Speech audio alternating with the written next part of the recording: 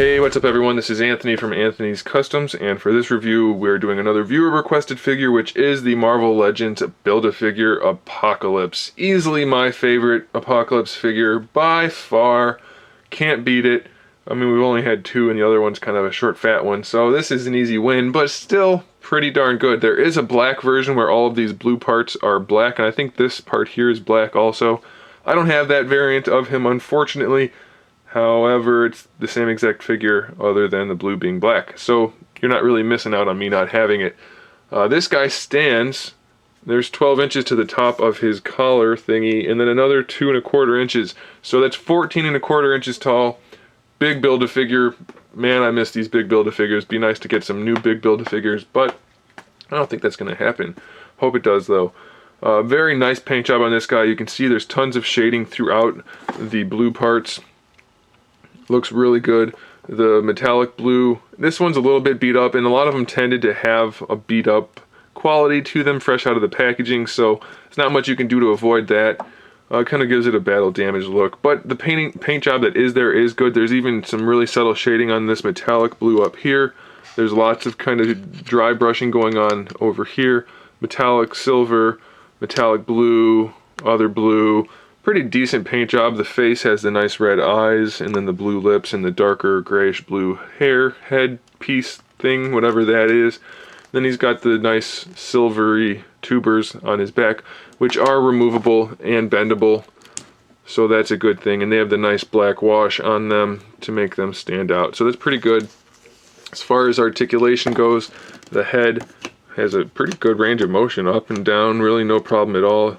His chin will bang into that collar piece. What are you going to do though? I mean, you got to have that, so that's the way it goes. But you can see there's nice sculpt work in there with the corrugated, I don't know, it's not corrugated, whatever you want to call that, ribbed neck piece. That's pretty cool. Shoulders are kind of limited, but that's only because he's got really big muscles down here and the shoulder pads, but they're not horribly limited. You can still get pretty decent range of motion out of them. No real problem there. Nice ball hinge for the shoulder. Bicep swivel. It's a little stiff, but it will work. Single jointed elbow, which doesn't give you the greatest range of motion, so that's a little disappointing. There's no wrist swivel, is there? Yeah, there is. Okay. I couldn't remember. So there's a wrist swivel right there, and a wrist hinge, and individually hinged fingers, but what's the point of that? So we're going to keep those in a nice fist. Same on both sides. Ab crunch, very ratcheted. All the way back, pretty good, and that's as far as it'll go forward, so it doesn't really crunch forward too much. Very nice sculpt work. I love the way they did the etching, I guess you could call it. I cannot think of words today, it's driving me nuts, but again, really good sculpt work. Waist twist works. It's a little loose, a little sloppy, but it's not horrible. T-jointed hips, they tend to break really easily, so you have to be really careful with that, but they are there. This is how they break. You don't want to force the lateral movement. It's very stiff, so be careful. Forward and back is usually not too big of a deal, so that's okay. We have a thigh swivel, double jointed knee.